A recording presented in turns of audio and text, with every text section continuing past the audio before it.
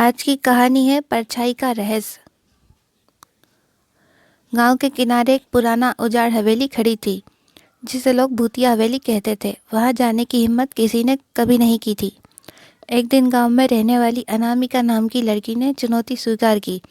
वह रात भर हवेली में रुककर लौटेगी। उसके दोस्तों ने उसे रोका, लेकिन उसने हिम्मत दिखाई और टॉर्च लेकर हवेली में चली गई।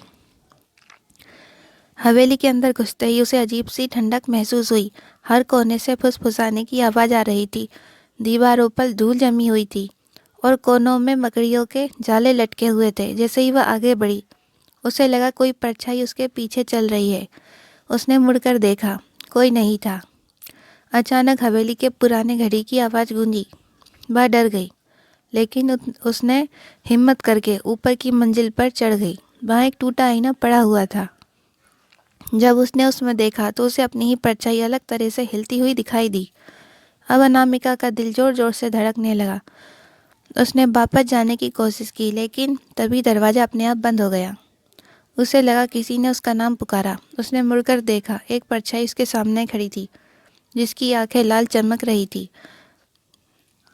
अनामिका ने उससे पूछा, कौन हो तुम? परछाई हंसी और बोली, यह मेरा घर है, तुमने इसे परेशान किया, अब तुम भी यहीं रहोगी। अनामिका ने भागने की कोशिश की, लेकिन दरवाज़ा नहीं खोला। तभी उसे याद आया, उसकी दादी ने कहा था, इस हवेली में जाने वालों को अगर बचना है तो अपनी परछाई से नज़र मत मिलाना। अनामिका ने तुरंत आंखें बंद कर ली और प्रार्थना करने लगी। धीरे धीरे हवेली की दीवारें कांपने लगी और दरवाज़ा खुल गया।